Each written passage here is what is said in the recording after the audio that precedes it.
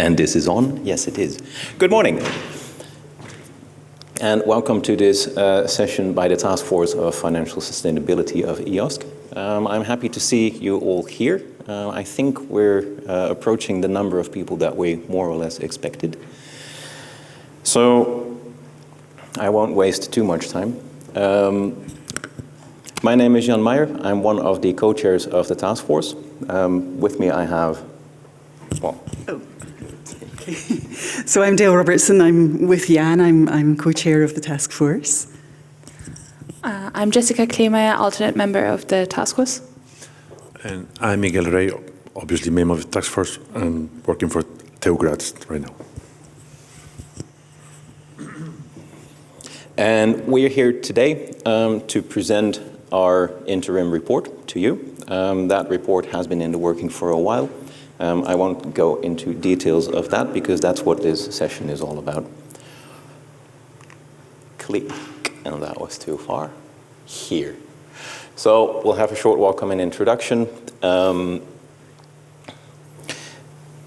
Dale's going to do the introduction to the session. I'll do an introduction to the report, and then we'll go through the meat of the report. And at the end, there is a lot of room for Q&A. After each block of the report, there is room for 1 or 2 questions. We'd like to have the discussion concentrated at the end. And with that, I think I'll hand the word over to you. I'll stand up there. So yep. You have to push the clicker quite. Okay.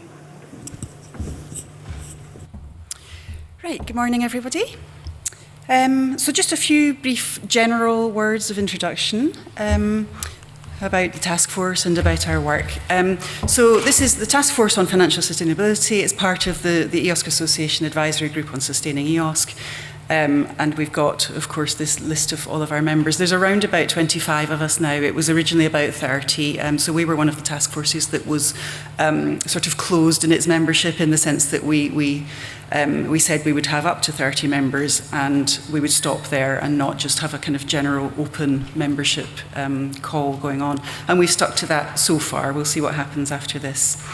So the names of the members, though, are all on the EOSC Association website, so if you want to consult them, then you can. So in terms of the charter of the task force, the objective overall is that by late next year, we need to produce a proposal for the long-term financial sustainability of the main building blocks of EOSC, so the core, the exchange, and the federation of data. And the reason I think that it's the three core the three main building blocks is because the basis for our work, and the Charter does quite explicitly say this, the basis is the Fair Lady report from the previous sustainability working group under the previous governance of EOSC. So that's what we take as our starting point, and of course you probably know that in that report it talks about core, exchange, federation of data as the three main building blocks of EOSC. In terms of work plan, we've got 2 main milestones, basically. Q3 of this year, we had the milestone to produce a first set of models, discussed and evaluated with relevant stakeholders. So we've got a bit of time slippage already. The progress report that we are presenting to you today has actually only just been published, and you'll see details of where it is if you haven't already found it. So we're running a little bit late, but in fact we did start our work a little bit late anyway. But the progress report really is a report of an interim set of results. It tells you where we've got to so far in our work, basically. There's then a second milestone, which in the Charter is set as Q2 of next year, which I think is unrealistically early, and we're probably going to have to amend that. And in fact, we always really saw that we would have to. But the idea is that, you know, towards the end of our work, as it was originally set out, we would then present validated scenarios and recommendation. So in other words, we put some stuff out there just now, which is what we're doing. We gather feedback and we listen to people, and then we carry on working and try to go into some more detail and understand things better and answer some more questions, and then produce some recommendations at the end of our work. Hopefully, that's how it will work. So what was actually foreseen in a little bit more detail in the Charter, and you can consult the Charter, of course, it's on the Association website. Our job is to develop some scenarios for the core, the exchange, the federation of data. and then to look at validating the feasibility of those scenarios, validating their compatibility with national and European policies and legislation, and validating their impact, so in terms of the value proposition of EOSC. So I'd say those last three is what we now need to be moving into doing, having done some initial development of some scenarios. But I mean, I think you'll see we certainly wouldn't claim that we think we've fully developed scenarios and that we won't do more of that.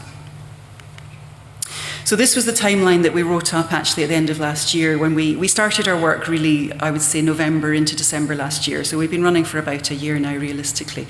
The first green diamond that you can see, let's see if I can point to it, this one, that's the milestone that we're actually at the moment. So, you know, we are running a couple of months late already. And then the second milestone, really the most interesting part, other than that, that's the second milestone there. And you can see already at the end of last year, we had sneaked that out from Q2 to Q3 because, you know, realistically, if we have to publish our final results by Q2 next year, that gives us roughly 6-7 months to run, which I think is not long enough for us to do the job, really. Anyway, that's enough by way of general intro to the group, and I'll hand over to Jan now for a bit more information about specifically the progress report. Yep, thanks, Dale. So the progress report is an interim report, right? It reflects the status of the discussions where we are at the moment. A little bit a look in the kitchen, how was this prepared? The task force typically meets in monthly plenary meetings. Pretty early on, we created 3 self-organizing subgroups. Those typically met like every other week to discuss the matter at hand. And before the next meeting, a writers group would then typically work to consolidate the discussion into raw pieces of text. As of July, we started working on a coherent report, and the result of that is what is now been published. So when you look at the report and the material that we're presenting today, a little bit of the direction of work that we've steered this towards. So remember, our objective is to create a proposal for the long-term financial sustainability of the 3 main building blocks of EOSC. That leads to the question, right, so if we want to say something about how EOSC is to be financed, then we also need to figure out, right, what is actually the bit that needs to be financed? Because EOSC is huge, and EOSC is also a different thing to almost every single person that you ask, what is EOSC? You ask 100 people, you get 100 different opinions, all depending on the background that you have or the stakeholder group that you belong to. So if we want to say something sensible about how to finance it, we need to articulate pretty clearly in the context of financial sustainability, what is it that needs to be financed? You need to do a scoping exercise, and maybe then you can also start answering how and how much. So that's what we directed most of our efforts towards. And that's reflected in the organization of the report. So if you read through it, after an introduction, there's a scope chapter. That's where we define scope, the core, the exchange, and the federation of data in a financial sustainability context, to basically address the what, and then we can start looking into the how. For every component, you then have a section which addresses the meat of the discussion, followed naturally by conclusions and next steps. I'd like to warn you a little bit, this is an interim report, right? This is not a final report. So this reflects the current state of discussions, and we put it out there to basically solicit feedback. So we did put some quite sharp things in there, but that was exactly for the reason to basically solicit a response. And you have to be clear about what it is that you want a response on. As Dale pointed out, our task force mandate runs throughout 2023, and we fully expect to build further on the report that we have. But we need to know, is the direction that our work is taking, is that a direction that makes sense? Because if it doesn't make sense, then now is the time to tell us before we spend another year working on it. The report is going to be the basis for a consultation that we hope to launch soon. We're a bit dependent on the EOSC Association and the tooling that they can provide, but with a bit of luck that should be out in the next couple of weeks. We may be too optimistic, we'll see. And with that, I think I hand over to Dale for the core. Thank you. I'm just going to skip back quickly, actually, before I get into the core. I'm not sure how long this slide was up, so if you want to actually see the report itself, the easiest way to get to it, since you don't actually have these slides right now, if you go to the eos.eu website, go to the section where the advisory groups and task forces are described. On the Financial Sustainability Task Force page, you can now download the report from there. It was loaded on Sunday night or Monday. So that's where you can most easily get it from in the absence of having all these URLs.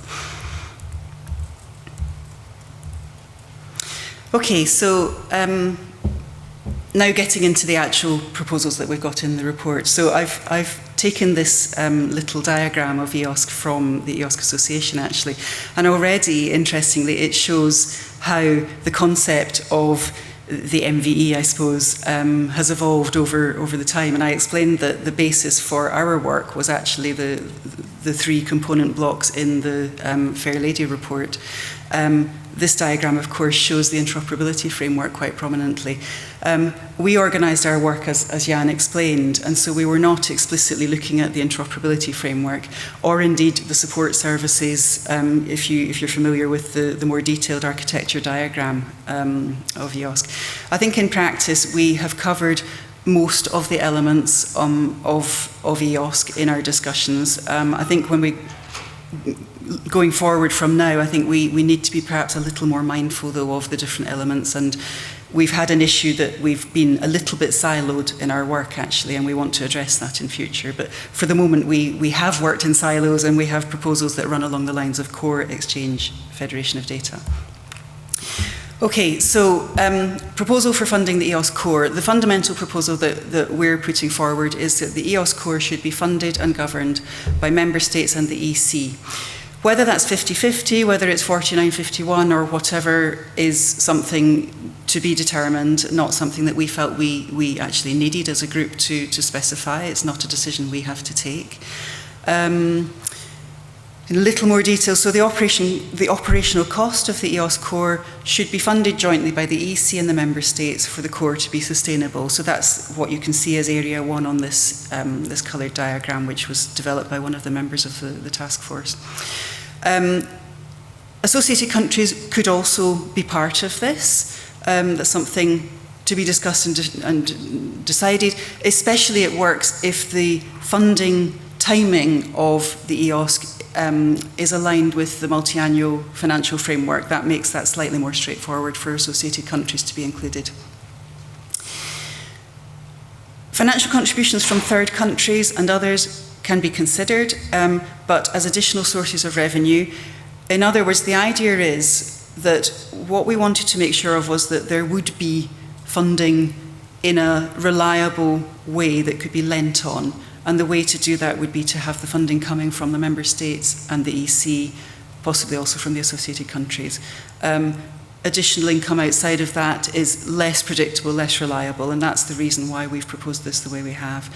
And the idea is that the payment for the core should not be in kind. So in-kind contributions can be considered, but they don't allow exemption from paying directly, straightforwardly for the actual cost of the core. So I should say also that we concentrated in our considerations on essentially getting the money in to pay for the core. We didn't concentrate all that much on paying that money back out. So how was the core purchased? And the reason for that was partly that we felt that was correct and in line with our remit, but partly it was also that the study of how the money is spent, so how the different component services of the core are purchased, that's had a lot of attention elsewhere, whereas getting the money in the first place was more what we felt we were tasked with doing. Okay, so that's the funding side. Then the governing side to go with that, so still the same fundamental principle, the core should be funded and governed by member states and the EC. So the governance of the core should therefore comprise the member states and the EC. So again, area 1. In addition, though, we felt that it was important that intergovernmental organisations, ERICs, AEROs, so the representation of the larger RIs and research communities, should have a role in governance. I'll give you a little bit more detail on that in a second. Again, it's possible to consider involvement of the associated countries. That's something to be discussed more and decided. We didn't feel it was for us to decide these sorts of things within the task force, but we wanted to put these proposals out there for consideration. And then wider involvement, the EEA countries and others could be advisory, could potentially take part in executive bodies. Again, that's detail to be considered and discussed in future. And just to make clear that in our deliberations, what we saw throughout was that potentially the governance, the structure for governing the core may be different from the governance structure for other parts of EOSC. And that remained a possibility for us throughout all of our considerations. So a little bit more detail on who should fund the EOS core. So the idea was that public money should be used, provided by the EC and the member states. And the idea was to provide this predictable, reliable basis to make sure the core was sustainable. The presence of the EC as a co-funder ensures inclusiveness, and the funding from the member states helps to ensure that they have a stake in EOSC, remain co-responsible for its deployment within each of their individual countries as well. The member states' contributions should, however, be agreed once the legal instrument is selected. So the approach we took was to say, what requirements would we have of a legal instrument? So we didn't start from a legal instrument and work from there. We took the opposite approach where we said, okay, what would the requirements be? What's needed for governing and funding this core? And in an annex to our report, you can see the set of requirements that we collected, what we identified, and a little bit of discussion about them. So the next step would be then to sort of try to assess which legal instrument, if any, fits, well, one's going to fit the best. It may not be a perfect fit. And again, that goes beyond our remit, we felt, but it was important to just look at what we felt the requirements were for the core. So that you can find some detail of that in the report. So organisations like ERICs and others have got very good experience in terms of how to actually go into the detail of creating the organisation that would fund this. And so the details of actually what the contribution should be, again, something to be looked at in the future. But we felt that there was enough experience and knowledge of this that it would be possible to move forward and figure out a way in detail of doing this in the future. So additional funding streams to support the core are certainly not precluded, but again, it's this principle that you want to make sure that of the absolutely essential funding that's needed to sustain the core, it was reliably, predictably able to be expected to come from the EC and the member states. But additional payments could come from elsewhere. And again, this point about in-kind contributions, paying in-kind does not give the right to waive the financial contribution so as to ensure that adequate funding is actually received. But fees should be contributed by all funders independently of their contribution in kind. Okay, so it's don't expect that if you are providing something in kind that you get away with not paying the fee. That's the message that we wanted to give. Governance, so the idea was joint ownership goes hand in hand with joint funding. And we felt there were several advantages to having this co-ownership and co-funding, which is why we lit on this particular model. The member states and the EC would jointly decide the strategic direction of EOSC. The presence of the EC helps to balance the representation of the member states. The involvement of the EC actually does help to ensure that the strategy of EOSC is in line with wider European vision and programmes and priorities. But the countries have a voice in the governance. They have responsibility for EOS deployment, and that links to actually the deployment of EOSC within their countries as well. And we felt all of these points were quite important. So additional funding streams to support the core are certainly not precluded, but again, it's this principle that you want to make sure that of the absolutely essential funding that's needed to sustain the core, it was reliably, predictably able to be expected to come from the EC and the member states. But the countries have a voice in the governance. They have responsibility for EOS deployment, and that links to actually the deployment of EOSC within their countries as well. And we felt all of these points were quite important. The representation of the research community, though, we also felt was important, and what's proposed is a scientific advisory committee could be created, for example, which would report to the core governance and have a broad representation of users. So we haven't gone into further detail on that. Something that I think, unfortunately, may have been missed out of the report, we did discuss the involvement of commercial providers, and I've added this bullet at the end of this slide because of this. So we discussed, should commercial providers be involved in the core, should they be involved in the governance, and the feeling was that they could participate but in a non-voting capacity. And again, if you link back to the proposal for the funding, obviously the expectation is not that commercial income would be funding the core. So I've put this bulletin, I think, I'm not certain, I haven't had time to check, but unfortunately I think that got edited out by mistake from the report, so it may not be in there. And that was, it's just an omission. It wasn't. We were meant to have something in there just briefly about it. So if it's not, it's an error, unfortunately. Final slide on this. We did feel it was really important, though, that there should be access for everyone. So all European researchers should be able to benefit from the data and services in EOSC, regardless of the funding, the governance. So although contributions from the member states and the EC, maybe the associated countries, should provide 100% of what's needed to actually operate and maintain the core, you shouldn't then have a situation where individual researchers end up being excluded in some way because their country maybe hasn't paid their contribution or whatever. So we felt that principle was important to state, and of course also what it means, though, then there's a flip side to that it can present a problem for those who pay, and we recognise that. So some type of mechanisms and considerations would need to be put in place to address that. So maybe removal of voting rights in the governance to prevent misuse of an all-inclusive model. That's something that needs to be explored further. But equally, the incentive for others to pay a contribution to the EOS needs to be addressed, and we didn't go into a lot of detail on this. We've got a lot of dangling questions, as I'm sure you can probably already instantly see from what I've just presented. It's just a question of having had insufficient time to look at everything that needs to be considered. There's so many questions. There are also sort of boundaries to what we felt it was our remit to look at. So it was really not possible to look at funding of the core without touching into considerations of governance and legal entities. But it's not really within the remit of our task force to be deciding what the legal entity should be, or indeed to be determining the governance. So we've gone up to a point because we felt we couldn't build proposals without touching on those topics, but we don't really feel that it's our remit to continue to dig into the aspects relating to legal entities or governance, other than to the extent that we have to continue to develop our proposals. So that's part of the reason that there are probably many dangling questions. I'm sure a lot of you already have some. So that's the end of my presentation of the core proposals from our report.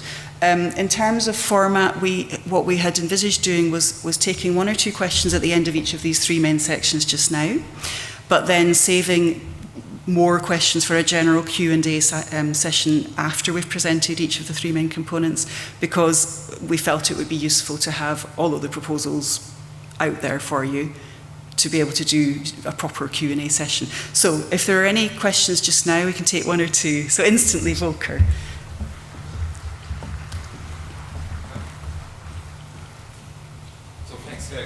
Great report, great work. I don't see the distinction between member states and associated countries. They are beneficiaries in Horizon Europe. They will probably be also in the next FP program. So I wouldn't make a distinction there. Apart from that, I wouldn't. There's questions about third countries, third parties, and so on. I think that's a minor point. I don't think we have to discuss this in detail. So the basic model, I think, is very good. What we are missing is a ballpark number, because if we want to start discussing this, so if we come up with a model, okay, member states, associated countries, and EC. So what are we talking about? Are we talking about 50 million? Are we talking about 100 million per year? Because we want to, at the steering board, we want to discuss this before Easter next year. And we would need some kind of starting number. It can be wrong at the end, but we need something to start with. Yeah, thank you. And you and I have discussed this before. So there are no numbers of that sort in the report, and we have actually commented that we haven't had the information to be able to produce the numbers, but we're well aware that's kind of the golden thing, isn't it? So we'll do our best. We haven't promised to do it because we are not convinced it's realistic for us to be able to produce these numbers. But thank you. We hear the message loud and clear. Thanks, Volker. I think Ivan was next. Yeah, just a small clarification.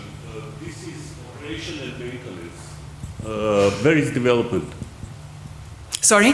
Is this the cost of operation and maintenance you are discussing, or development of innovation in the core? Where is, because we are now living in a DevOps world, and this must be very clarified. Yeah. What are we funding in the core? Yeah, thank you.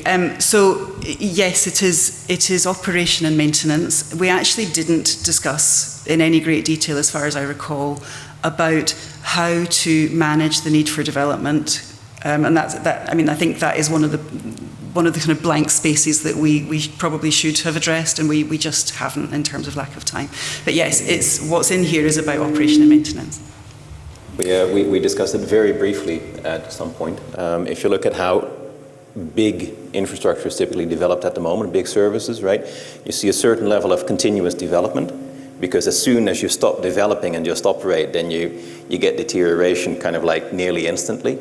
But there are these bigger step changes that also need to be funded. So if I recall correctly from the discussions, it was something like this continuous small iterations. Those are part of this, but the significant step changes, those need to be done in a different way. And that seems to make sense. So I see Natalia with her hand raised, and then perhaps we should stop with the questions for now and move on, and then we take more later. Yes, thank you. I was wondering I don't know if it's within this working group, but when you say core, the way I see it is that core will be operated by many actors, research infrastructures, infrastructure, national infrastructures. So is this the part of this group to say, okay, somebody will pay, but who's going to take the money? How is going to be, what is, because I think this is part of the business models. And this is something that you could focus on the next year? Well, I mean, I said that we focused on getting the money in for paying for it, not how it then went out to buy stuff. So we haven't looked into that all that much. And in terms of the task force remit, it's about financial sustainability. It's not necessarily about the entire business model. So I think that's a bit of an open question. I think we need to decide, hear what feedback there is and decide exactly what our work plan is for the coming months. So I don't know to what extent we may or may not look into that. And of course, with the procurement not being published, that leaves a lot of blank space as well. So we don't know yet, really, I suppose, is the short answer to that. Okay, I think we should keep it till later. Thanks, Lotus. Let's move on then. I'm sure there'll be lots of time for questions at the end. Thank you. So I will present the financial proposals for the EOS Exchange, and in contrast to the EOS-Core, which had already been quite well defined by the end of the Sustainability Working Group, EOS Exchange has still been quite blurry in terms of what it is, what it should be, what it is not. So quite some time of the task force in the beginning had to be spent on actually looking into what could be a potential definition that the task force could work with. And the task force started out looking at, okay, what should the ideal exchange be like? And the view of the task force is that the exchange should be EOS pan-European marketplace for research services in the ideal case. And the value proposition for that would be that researchers should have the freedom of choice to use the services from the exchange that best fit their research needs. and that the exchange should then facilitate cross-border service consumption and also improve the services through competition and to provide a fertile ground for niche services as well. And through that, it would enable a brokering of horizontal and thematic services between the providers and researchers. Once we had that, we looked at the current situation, and I think, as probably everyone is aware, it's a very complex funding landscape, and there is a mismatch of national and European funding. Quite a lot of services are based on grant funding only, which is not sustainable because it's very focused on innovation, not on operation. So there always has to be new grant proposals, coming up with something new that could be added on the existing service. And that is, of course, problematic in terms of sustainability. But also national providers often lack a mandate to actually provide the services outside the established borders. And with this comes political, legal, policy, but also cultural barriers. And this actually then results in researchers not being able to use the services that would fit their needs best unless they're within these established borders. And for providers, there is a difficulty to scale up the services beyond the initial pool. So this then results in either a duplication of services, an inefficiency, reinventing the wheel in different countries, and also additional costs. And these barriers then also hinder, of course, the cross-border consumption in general. So the task force then decided to actually divide the EOS Exchange into, or the services in the potential EOS Exchange into 3 distinct categories. And the task force actually made the conscious decision to not make a distinction between the horizontal and thematic services, but to treat them similarly, but to divide them into a portfolio of centrally financed services, brokered not-for-profit services, and commercial services that are provided by private sector entities. So what are the centrally financed services? They have 2 subsets. So the first subset is a selective EOS service portfolio. So they would contain horizontal, thematic, and also potentially commercial services and resources that are deemed essential for a heterogeneous scientific research domains and communities. And this portfolio would then need a rigorous portfolio management that would review and assess the portfolio on a regular basis, decide which services stay in, which services have potentially outdone their usage, and which new services have become so essential for a big part of the research community that they should now become part of this portfolio. And the same model as for the core would apply, so that means a co-funding of the European Commission and the member states, but the amount of financing would then still need to be determined, depending on how many services should come in, how costly are these services, but that is then also a bit dependent on how much money are the member states and the European Commission willing to give, and how expensive are these services to maintain. Then the second set of services would be temporarily subsidized services. So that would essentially be startup funding for novel services to get established in the research community. There could be a sliding scale of 10 to 100% that could phase out over time. And that could also potentially target, for example, specific countries where a use of a service could be stimulated, but also certain disciplines that could benefit from these temporary subsidies.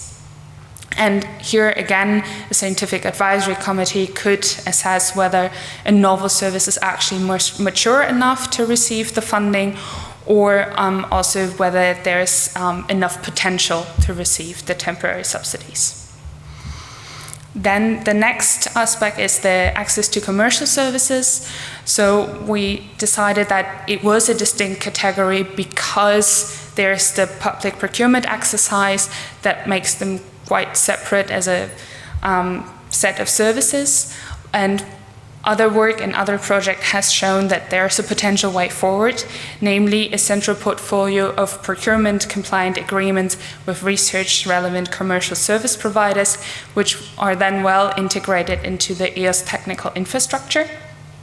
And there are quite some benefits with that. So one would be that enables the continuous strategic dialogue with suppliers at a high level, and thus has an influence on the direction of the development of these services and business models. And conducting such procurement for the whole EOS community then saves this exercise for doing it on an individual level, either in dozens of countries or on an individual institutional level with hundreds, potentially thousands of individual institutions. And it also improves the access to the relevant commercial services for all the researchers in the EOS community. But there are, of course, always some challenges. One of them are actually the costs. So they're estimated to be about 1 million per year per service or per class of service. And that is quite costly depending on how many services or classes of services you want to have. And this 1 million per year does not include the actual financing of the services. It only includes the agreements. So the services still need to be paid for. That comes then on top. And another key challenge is that at the moment there's not the availability for all EOS participants to do that, because joint procurement joint European procurement is not supported by all the member states and countries associated with Horizon Europe. And then finally, there's the brokered not-for-profit services, and this is the biggest category. So basically, every service that does not fall into the Century Finance Service portfolio or a commercial service would fall into that category. And so that's the biggest one. So thousands of public sector participants can offer and purchase these services to each other. Again, it includes horizontal and thematic services. And we looked at this big chunk of services and we're like, okay, they need to be financed, but they are not financed centrally. So what can we do? There need to be cost recovery mechanisms to do that. Unfortunately, the task force did not have enough time to take a closer look, but there has been previous works in other projects, for example, on the voucher or token model. There's some subscription models, freemium models, and definitely on the to-do list of this task force in the next coming month is to look at this in more closer detail to see which of these models could potentially coexist with each other, so that we're actually able to really make some more concrete statements about this. The graphic here shows how this could potentially work in a subscription model, so that the research institution would then buy a service, the service provider would invoice the individual institution, and then the researcher would get the service provided free at the point of use, directly from the service provider, but then via the individual institution. Of course, there are still major challenges that need to be addressed and need to be looked at. Two of the most prominent ones are VAT and procurement, and again, more in-depth analysis is required, and we're already in touch with the EOSC Focus project to get support from them on these topics. But there are also other boundary conditions in the exchange. One of them is the mandate that I already talked about earlier. So since there is there's often no mandate for the providing organizations to go across borders, this hinders, of course, the cross-border consumption. But there are also cultural and political incentives that restrict the services to the national level, with very few exceptions. In changing this landscape that has been building up for the past 30 years will require a strong national top-down commitment to enable a freer research and services environment where cross-border consumption is easier and more accessible. Of course, procurement and VAT are still the most prominent ones, but there are also still remaining open questions regarding transaction support. So should the EOS Exchange actually provide full logistical support for transactions?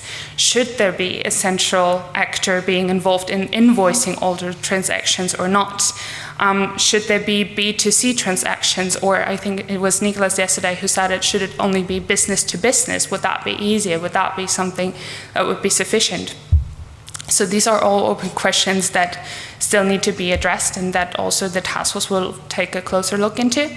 But then also the future ownership of, for example, the EOS portal.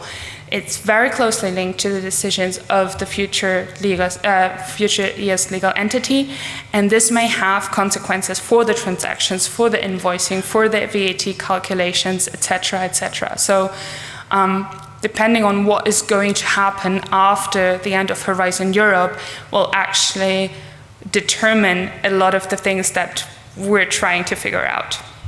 So this is at the moment what we're facing, what we've come up with, and the status quo of the discussion for the EOS Exchange. Thank you. Are there any questions? Yes. So that's the second presentation where I don't see EOSC Association. So I guess the board would not be so happy if we say, okay, the EC and the member states decide what is in EOS-Core and EOSC Exchange. Especially EOS-Core, I could see, okay, that's basic. But here, that's very depending what you as association members want to have in EOS. So where is the role of the association? And I mean, not only having an advisory role, but then, I mean, there should be also some, I don't know, obligations to the association if they want to have a saying there. I think you identify one of the sort of dangling threads or gaps that I mentioned, and I think that's a very obvious one. We haven't addressed this, and it needs to be addressed. I mean, in there's been this mention of the idea of a scientific advisory committee where users are represented. I think that area needs to be looked at more, to look at the role of the association, which we really haven't addressed. I think it's fair to say it's an omission, and it is something that will have to be looked at. Do you want to comment? Yeah, Natalia?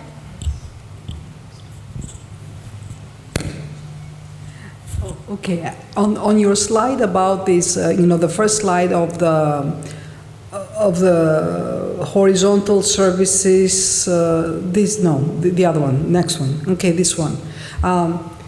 Don't you, if we go through this route, do you think there is going to be a competition? Of course we want the competition, but who is going to be selected in that is going to be very key. So it's going to be like the core thing, right?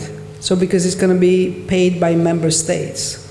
It's going to be paid by member states, but it's not going to be part of the core, and there will be regular reviews. So just because you're in once doesn't mean that you're stay in there forever. It could be that in the next review, if the usage number are not as expected, if actually the service itself may have outlived itself, it could very well be that the reviews in the scientific committee say, well, thank you very much for your past work, but now is actually time for a new service or actually a competitor who has a better offer to make to actually replace that certain service in the portfolio. So that is actually one of the dynamics that we consciously decided on in order to keep the service providers on their toes to constantly improve their services, to keep the competition running, but also to keep a dynamic saying that those services that have emerged as is quite an essential part can always be taken in, but those services that are now quite old, outlived, outdated, don't create this legacy of creating costs where there is no benefit and then can be actually phased out. That they can still remain part of the bigger exchange, the part of the brokerage services. That is not, they can still stay there so that the users who are still using them, but then they would have to come up with other cost recovery mechanisms, because then they would not be part of this small set of centrally financed services. So what you foresee is that this is going to be mostly like a self-regulated area. Yes, so this is going to be a regulated portfolio that's constantly updated. I think at some point we used the Google Spring Clean as an example, where they look at the Google services, so which ones are still being used a lot, which ones are not having the numbers as expected, which ones have outlived themselves, and then they're going to be kicked out, some new services come in, so that it creates a dynamic where the researchers get the best services and the most essential services centrally financed with no cost, not for the institutions nor for themselves. And then the other services are then in the brokered wild space, so to say, where there are these different cost recovery mechanisms, such as the voucher model, subscription model, freemium model, so that these services can also cover their costs, but then by a different means that are not centrally financed via the member states and the Commission. Okay. Then.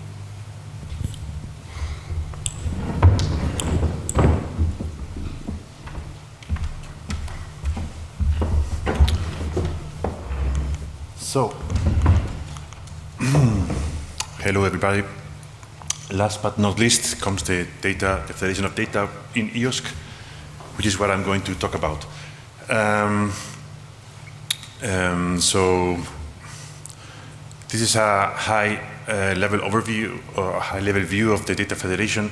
So there's not many details or quantitative details, but this is in part because of the definition of the data federation itself, in which we spent a bit of time at the beginning of our discussions to figure out what was really meant, what was really necessary, and which we could summarize in that little box on the top of the slide. So we started from the definition of data federation, what it is in, say, conceptual terms, used the further refinements in the SRIA that set some constraints about what should be aimed at in EOSC, and so we came up with that box on the top that says that, well, data federation in EOSC must enable researchers to find and acquire data from various sources.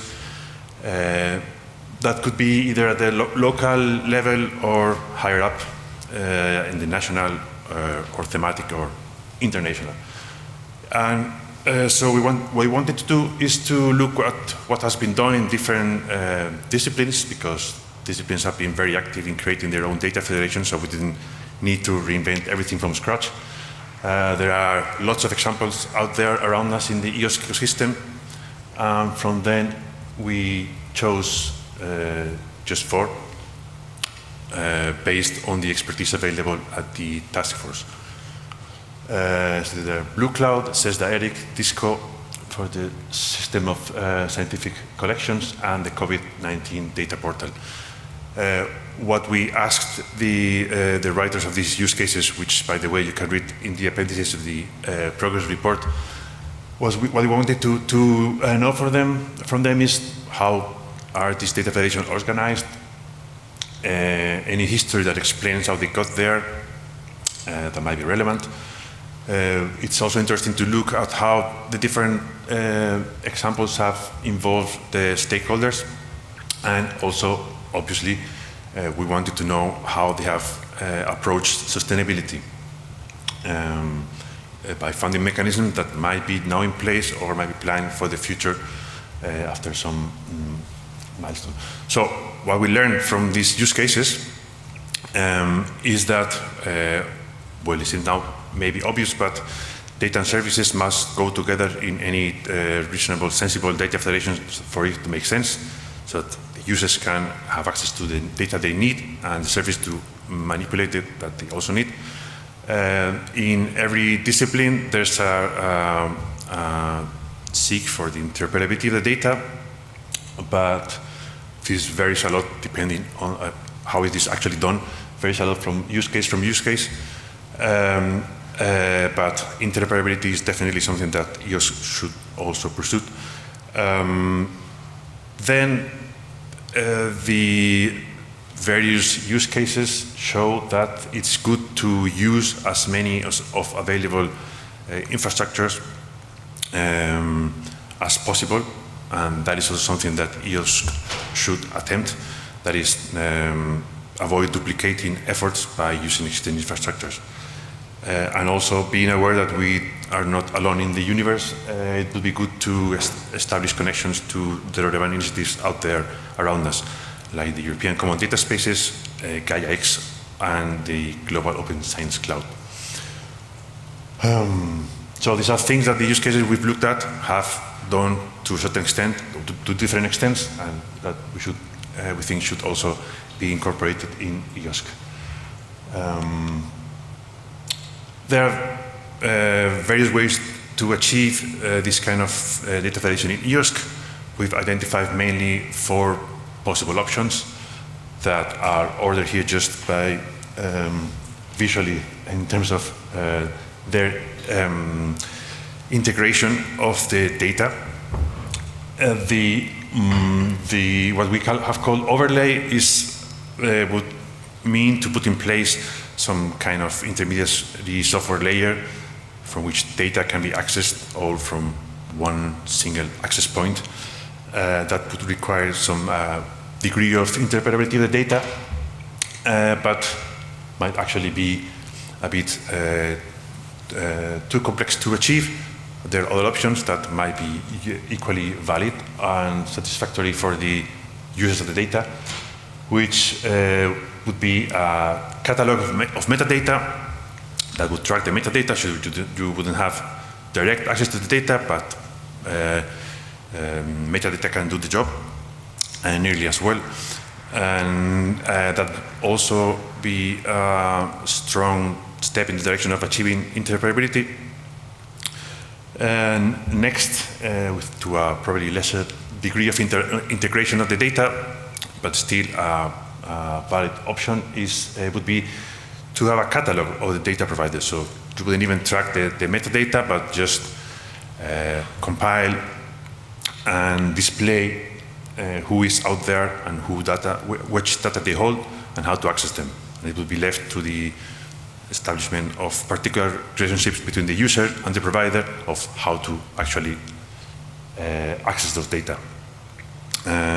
Of course, in the absence of EOSC, if it is decided, or well, if it happens that the data federation in EOSC is not formed, then the existing data infrastructure would be the places to go for the data. They will remain like that.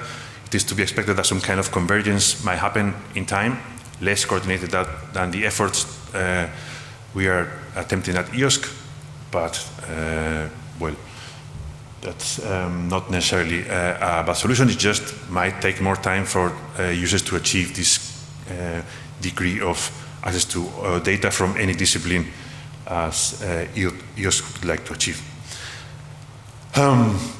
And so before we research who's going to pay for what, we need to find out what is this thing that must be paid for. So we spent a little time thinking about the cost categories that the data federation in EOSC would entail, which are summarized here in this slide. It's making data fair, making experiments reproducible, ensuring the long-term access to data, and federating data to EOSC. But there are some subcategories I'm not going to detail now, but knowing this, knowing how the existing data federations in the disciplines, for example, have dealt with those, that might give us an idea of, for example, how much is that cost or could be expected to be. So I come now to the end of my presentation.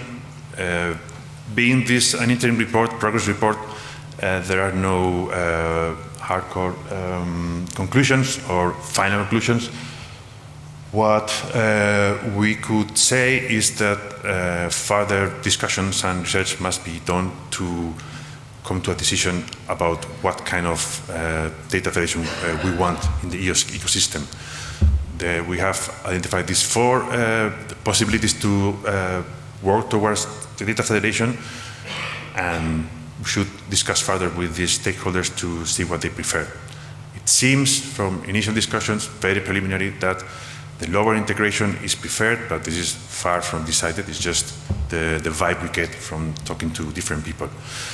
In any case, the assignment of the costs and responsibilities that the federation of data in the whole data EOS context entails must be clarified ahead of making any decision. So probably we'll spend some time on that in the next months. This we will do with help of the case studies, which we might explore further to get insight into the details. Hopefully we will come to access the figures, some figures, realistic figures of how much these data federations are spending on what. This is not an easy task, as you maybe can imagine. And we would like also to catch up with the work done in our neighborhood, so to speak.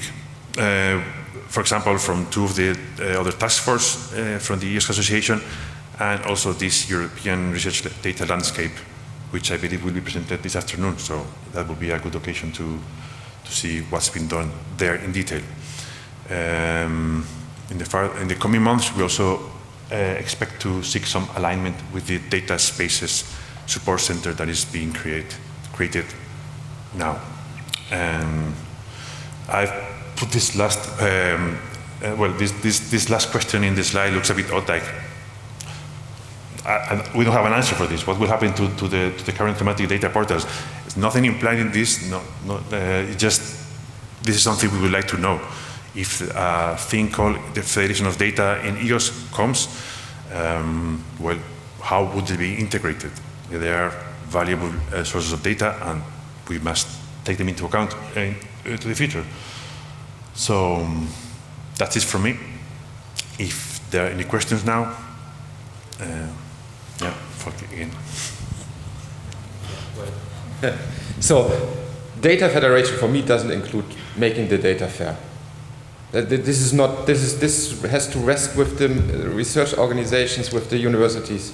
This is not, we are not going to finance this centrally. I would, the left, even the second, I'm not so sure. Parts of that perhaps. But the right side, I could agree, but making data fair, that's not our, it's not our task. I don't know if any of my colleagues want to say. My take on this will be that, well, it will be part of the exercise to see who is also already doing this, because it's not that verification of data is not taking place at all. So making data fair is something that needs to be done for the data to be added to the federation. If it's done by the universities or research association, that's fine. We're not prescribing that it should be the EOSC above everybody who takes care of that. So I think we go in line with what we've discussed so far. What I was going to add was, so I think broadly I would agree with that comment, but I think there's the question of, well, what does data federation in EOSC then consist of? And you're looking at, you want to encourage reuse. So are you looking at some element of discoverability? Are you looking at some element of access? So, there are elements of FAIR that have to exist at the EOSC level, otherwise what are you achieving? But I think we saw the same thing, that a lot of the verification work should be happening at the kind of ground level, so to speak.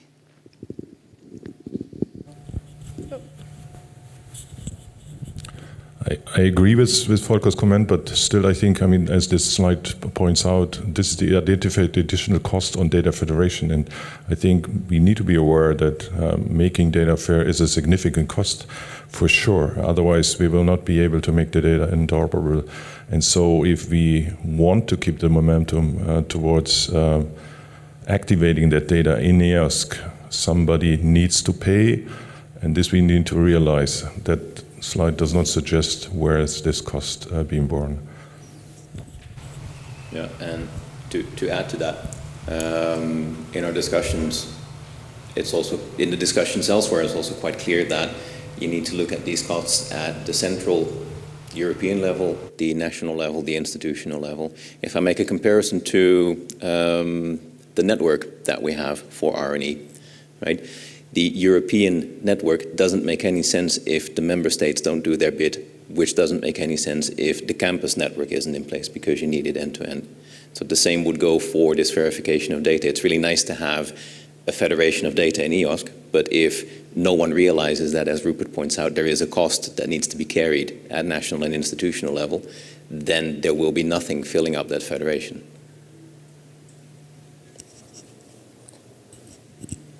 Right. I guess this is where we go over into the discussion bit. Yep. Hi, Carsten Neuer-Klick from the German Aerospace Center. A number of comments. First, for the last discussion, I think one of the ways to make data fair is to put it as a requirement for the funding organization. So in Germany, we're currently discussing for the next energy research program to make a fair requirement into the next research program. So this could be one way, at least, to make all future data and research more and more fair, and that people included into their proposals and research programs. The second one, if I go one slide back from what we see here, I have a kind of déjà vu. I think one slide more. I think this is things I remember we discussed more or less about 15 years ago when we developed the GEOS, the Global Earth Observation Systems of System. So, and this brings me to another remark. If I look what I've seen about EOSC the last 2 days or 1.5 days, reminds me many things of the Copernicus program. It was developed from a number of research projects. It now went into a different funding line for the operational work, but the big steps, as you said it, are still developed within the Horizon 2020 program. And so I think there may be some interesting similarities between the development of Copernicus and the Global Earth Observation Systems of Systems. So also governance. We have the GEOS Secretariat in Geneva, which kind of organized it. This could be something similar to the EOSC Association. So this is your question, where's the role of the EOSC Association? So I think these are things I think we could look and could we learn from similar initiatives? But what can we learn for EOSC from that? Thank you. Now I've lost track a bit of which hands went up when, but I think Renee was quite early on.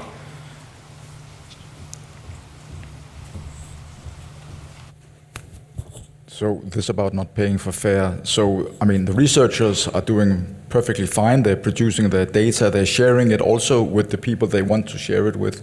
But the problem is that they are supposed to share it with also the people they don't want to share it with basically all kinds of researchers. They have to open up, and that's what FAIR is about.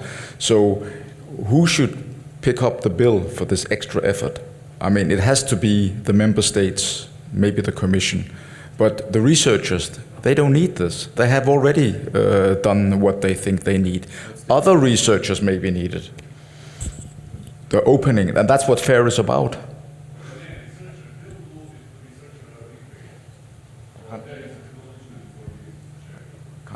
I can't hear you.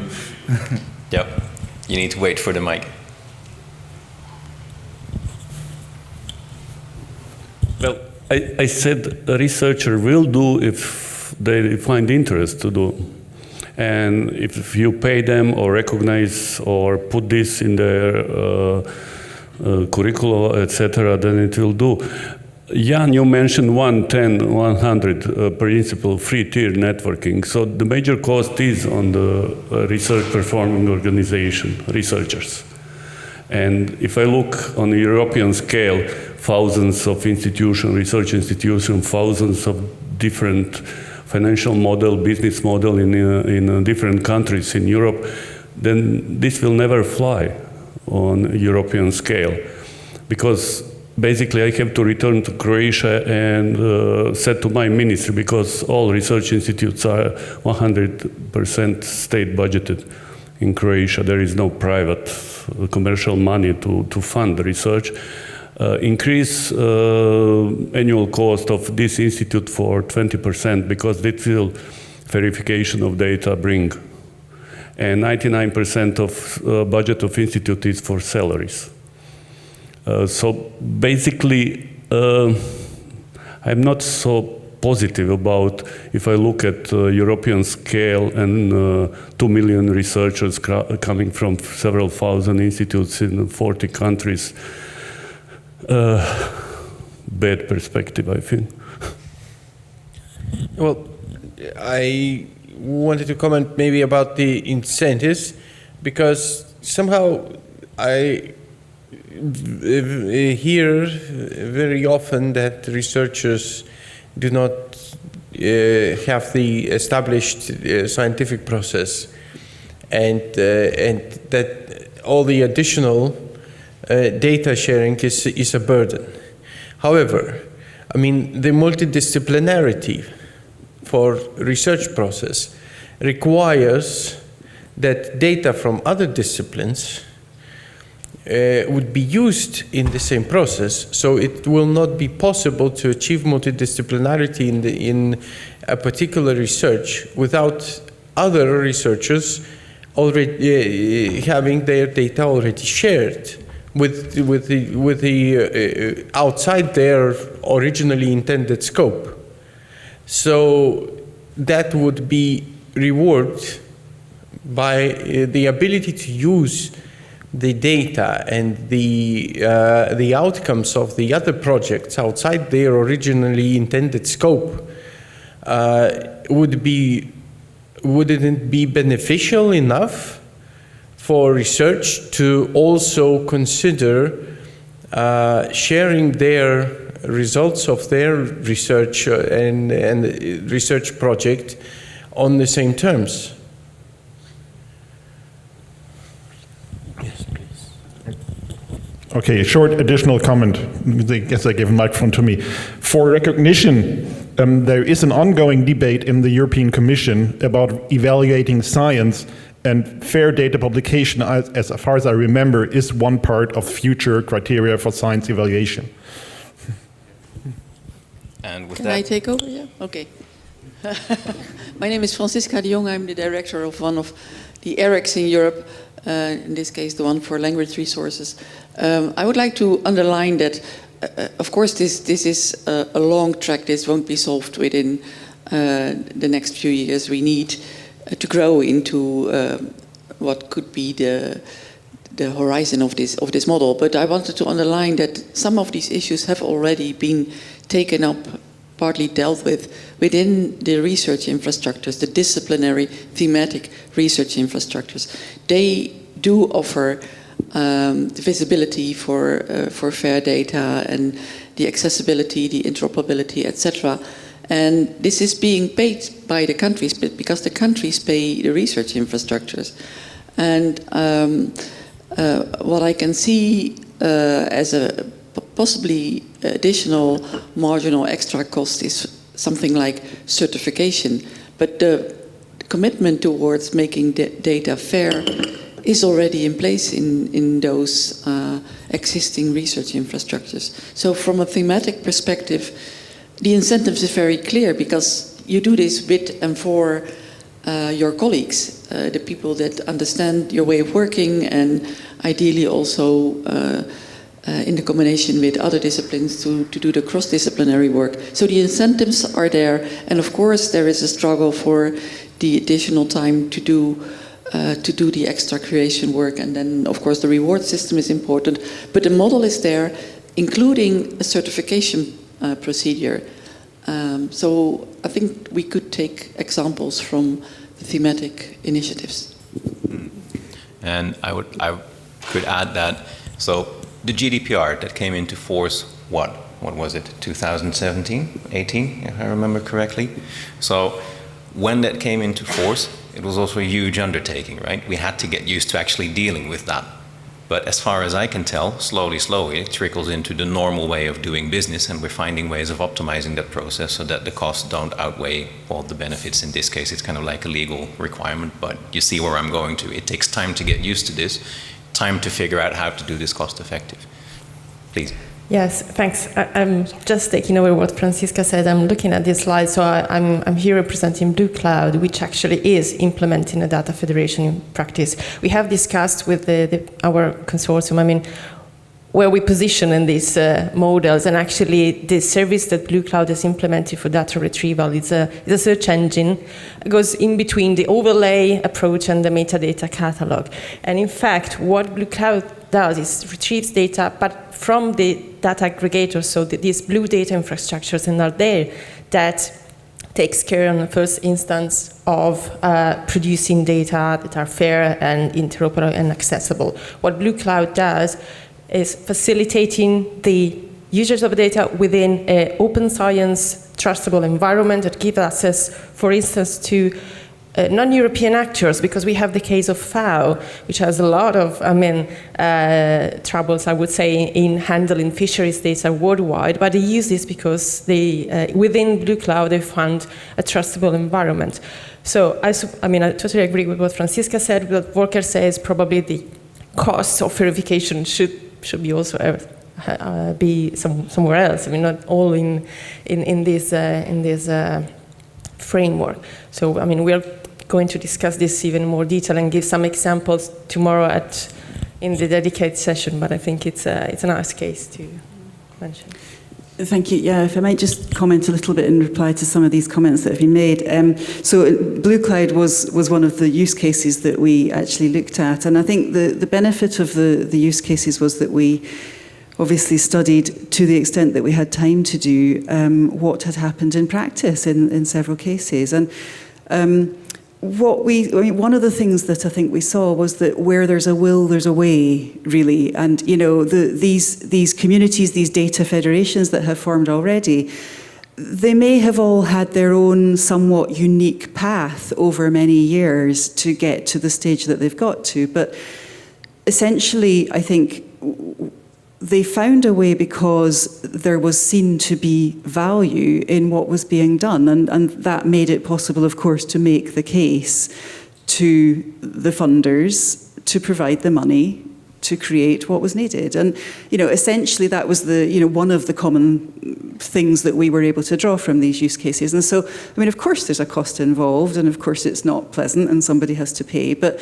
essentially that was one of the clear things that came out, that it is done over years. It's a slow process, but these things succeed because there is proven demand for what's created and a belief in the scientific value of making the data or the information or whatever available. And that was what sustained these data federations and what continues to sustain them as well now. Yes, so I would like to bring the discussion back to what you want to deliver and what you want to do as next steps. So I would say this verification, of course, for me, that's something we have to discuss, not in this part of the sustainability of EOS discussion. So the next step, if I read your slides correctly, so it means it's mainly EOS Commission and steering board members who have to take this up and to decide what the way is forward. So again, do you expect that we have a discussion as steering board with you as a task force, and there's no involvement of the association in this next step? Well, so just a reminder that in terms of firm proposals, so we've put a proposal out for the governance and funding of the core. And the other comment was what Jessica presented about the subsidised part of the exchange. So we haven't commented on governance of the exchange, and we haven't commented on governance or actually really detailed funding of the Federation of Data. So those parts are essentially blank, if you like. That's as far as we've got. What we've got to do is to, as well as collecting feedback and input and using that to help us to prioritise, because there's so many questions that we've got to look at that I don't think we've got the resource to do it all. So we're going to have to sort of select, the most important few points, I guess. We've got the resource from EOSC Focus as well, which will help, but still, we don't have infinite resource to address all the questions. But we know that we need to look further into the funding models. So we've got this basis that we've managed to put together to present something to gather input on. But we need to look into more detail on most of this, essentially, mostly the exchange and the data federation. That's where we're expecting really to look more.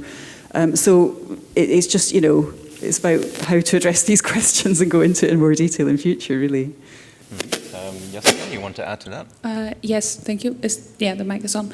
I think, especially in contrast to the EOS-Core and potentially also the EOS Exchange, that the data federation has this dynamic that there are these research infrastructures and the different data providers that play a big role, and I think their input on what they see as feasible, what they see as desirable, we're still looking into that. And I think there were already some informal discussions at ECRI, for example, how they see the federation of data going on. So I think with this report, we're still also looking for input from their side as well, from existing use cases such as the COVID-19 data portal or Blue Cloud and others, to see, okay, what is out there, what is feasible, what do they see as EOSC is going to be, because what we really struggled with, even more than with the exchange or the core, is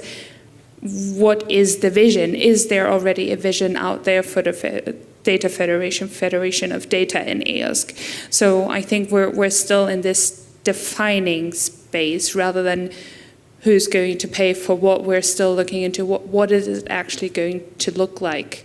And I think, as pointed out before, the levels of federation of data, it's not going to be as clear-cut, oh, this is going to be EOSC, but there's going to be the international, the European, the thematic space as well, because there's already federation of data on a thematic level going on quite well. So this is quite complex, so it's more scattered in a way than the other two components. Yep. And if I can add, because I think you may wanted to ask, you were asking something differently, how are we going to continue and how does that involve the association? So we've been discussing the subject matter for a number of months. We've consolidated that into an interim report so that we have something to discuss in a structured manner. What we've seen is that there is an interplay between how you fund things, how you govern that, how EOSC ultimately is operationalized, which level takes which role into making the whole infrastructure work. And it's quite a big, complicated beast, right? Thousands of organizations, 40 countries, 40 plus, I'm guessing, and up to 1 million, at least, public sector researchers. And then we haven't even addressed the ambition to include private sector research and citizen science.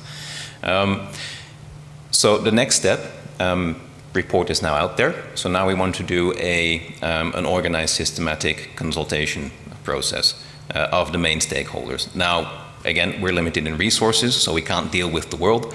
But of those stakeholders, obviously, the steering board is an important one, through which hopefully the member states will then be addressed. Ongoing projects, research infrastructures, e-infra providers. So a huge chunk of the EOSC Association membership. And we are in a very close dialogue with both the board and the secretariat. What we haven't yet established is a good dialogue channel with the steering board, and we'd be very interested in having a discussion about that afterwards. Does that answer the question?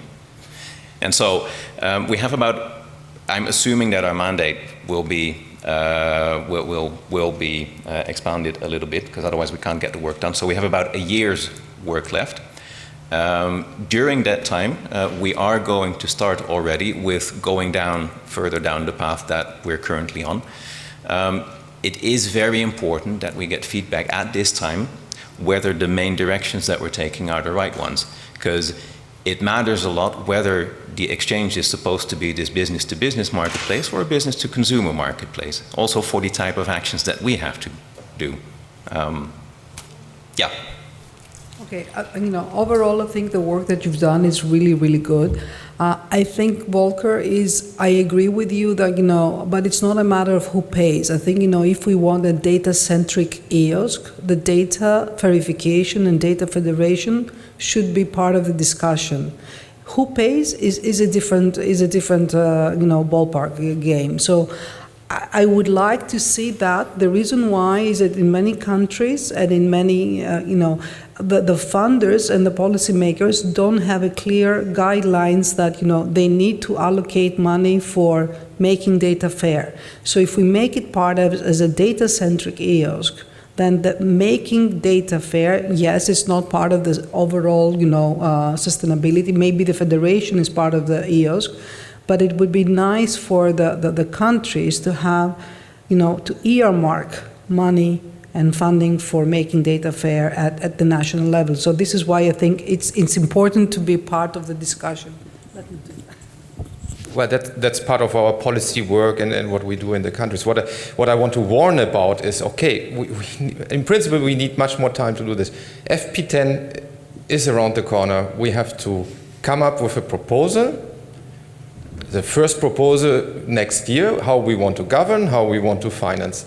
This is not the decision we are going to discuss at the steering board level. We are not deciding that at the steering board level, right? So we are going to give this on to, but we will not have 1.5 years. If we don't have the elements to decide, we are going to decide on whatever we have at hand at that time. So that's the warning, right? I mean, we have to make decisions even if we don't know exactly what we want to have at the end. Yeah. And that's why that dialogue between us and the steering board is probably going to be quite important, because then both we and you have access to information at that point in time, rather than 4 months ahead when it's nicely written down in a nice report. Hello, I have a comment on the methodology. So usually, when you want to study the sustainability of something, you estimate the costs of the components of what you want to study, and then you try to solve the problem.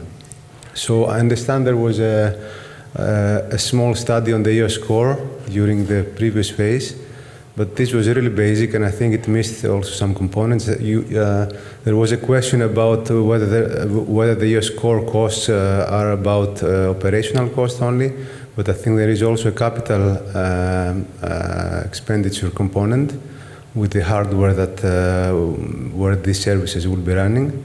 So I think you need to have a proper methodology, cost models, and so on. And I don't know if this is your mandate, probably not. So I don't know if the EOSC Association will be trying at least to update the study, the previous study, and also make a study about the EOSC Exchange. So I think this is a basic thing for you to have as a background. Thanks, Votus. As far as we can tell, right, the status at the moment is that the core is going to be procured as a service. That's what the PIN says. So that's what we took as a starting point. If it's going to be procured as a service for a certain amount of money, then you don't have to start digging into the details. The core is what it's going to be, the outcome of that procurement. It might not be fully fit for purpose, but it's the best that we at the moment have. And we won't know exactly how that dynamic is going to play out until we actually let it play.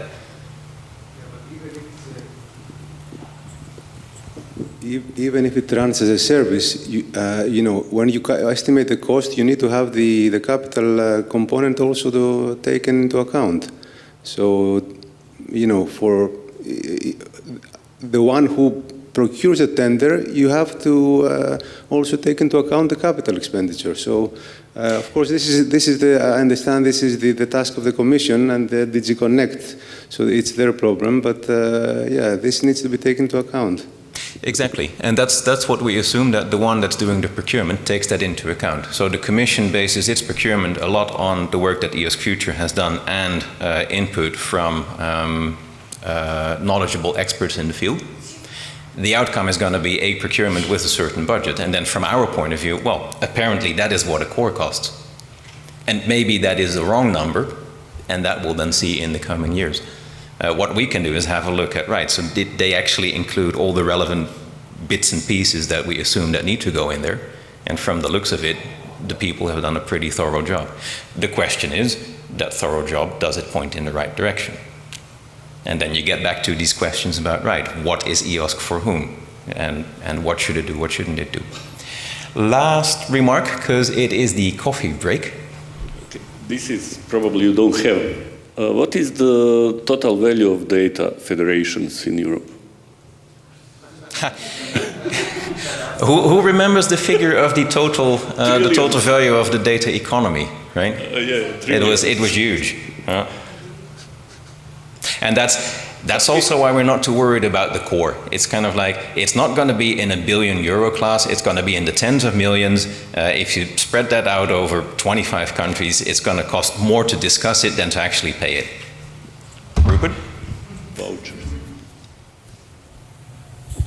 I'm not quite sure I completely agree. I think there's an interesting report that was facilitated by the EBI, the European Bioinformatics Institute, a couple of years ago regarding the return on invest and value of the data that's actually being produced and preserved and made available to researchers and also industry worldwide. And I think the conclusion was that this is in fact in the order of several billions.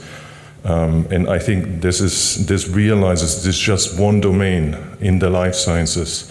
What is the potential of making data fair and making data open and stimulating innovation? So, my point was because HPC community, because HPC strategy is very important, they calculate that investment of €1 in HPC brings economy, I don't know, 10, 20 euros. This is very powerful ratio or figure how to convince politicians to invest in data. So we have to provide something like similar, like this. Investing in fair data will return in economy, in society, in research 20 times more. This is what is very powerful message back home in politicians or research funding organization. Yep. Agree, and thank you for that. So before I let you go, a quick show of hands. So what we have presented here, does that make some sense? Is it kind of like, It makes sense. Okay, well that was good to know. Thank you very much. Thank you for a very good discussion, and please enjoy the coffee.